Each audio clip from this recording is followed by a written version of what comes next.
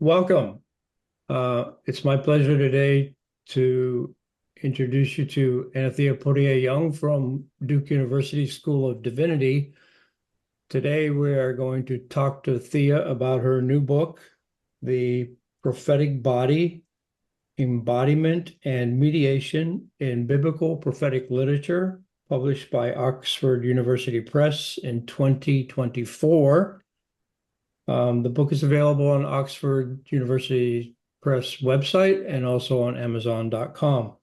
But in our upcoming CBA Unbound book review, which takes place on October 9th at 10 a.m. to 12 p.m., the volume will be available via a publisher's discount code at that time for those of you who are interested, and you should be very interested in reading this book because it is a fantastic book and you will very much appreciate it.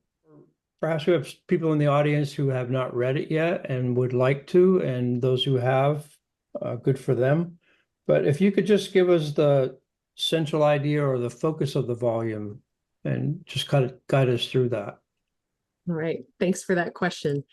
So the volume is looking at the role of the body in prophetic mediation. And if I could phrase this in terms of what we normally think about when we think of what is prophecy, I would say very often we think of prophecy as spoken word or written word. And I argue that while that is true, that understanding of prophecy misses the incredibly central, vitally important role of the body to prophetic mediation. So in the book, I look at a range of aspects of prophetic embodiment, really focusing in this book on the body of the prophet. What was the prophet's embodied experience of encounter with the deity? I look at the commissioning narratives for an example of that in the prophets Isaiah, Jeremiah, and Ezekiel in particular. I'm also interested in transformations in the prophet's body that result from the prophet's encounter with God and how those transformations relate to the work of the prophet. Mm-hmm. I look at emotion and affect as a key part of prophetic mediation and how that affect, that embodied affect, is not simply a means to an end in terms of how the prophet mediates. It is also often part of what the prophet mediates. Other parts of the book, I look at prophetic mobility and immobility, as well as the phenomenon of prophetic ecstasy and various other aspects of the prophet's embodied experience. Great, that's brilliant. How does the book reflect on the history of scholarship in respect to prophetic literature or prophets in general? That's a great question. And I would say there are two stories to tell in this regard. One is that in modern scholarship on the biblical prophets, there is a long history of neglect of the body. I mentioned before that very often when we think of what prophecy is, we think of words. And so there has been typically in the history of modern biblical scholarship, a strong emphasis on the study of texts and on the prophetic word as the constitutive focus. But there's another story to tell, and that's a turn to the body in biblical scholarship that has that mirrors a turn to the body in other fields as well. And so we've seen in recent decades an incredible interest in the place of the body in the study of gender and sexuality, the study of the senses, embodied cognition, emotion, spatiality and materiality, ability and disability, and more. And we've also seen a turn to religious experience. The study of religious experience had its period when it was in vogue quite some time ago, and then it fell out of favor. But again, in recent decades, scholars have been adopting more sophisticated models and paradigms for how to study religious experience as mediated through texts, as reflected in texts, and in part constructed by texts. And so I would say that this book is building on the work of those who have recentered the body and recentered religious experience.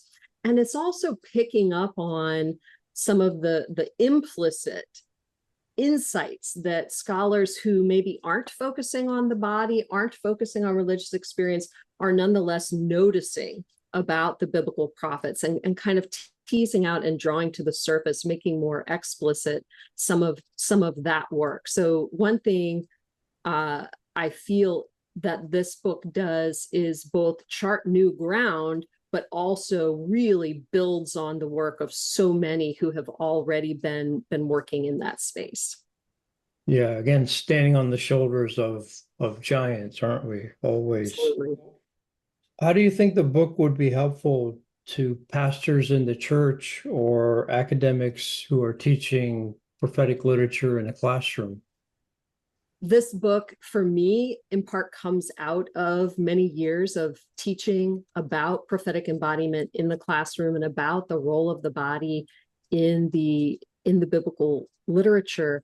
And one thing I have learned from my students is how hungry they are to learn how their whole person is involved in the work of ministry.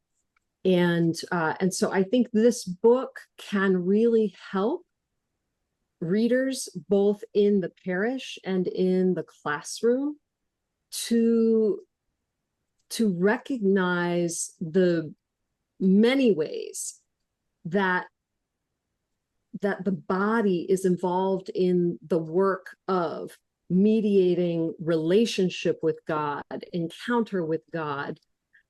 Even for pastors in the work of preaching, we can be asking, what's the role of the body in that moment of preaching, in the preparation for preaching? What's the role of the body in receiving the word of God?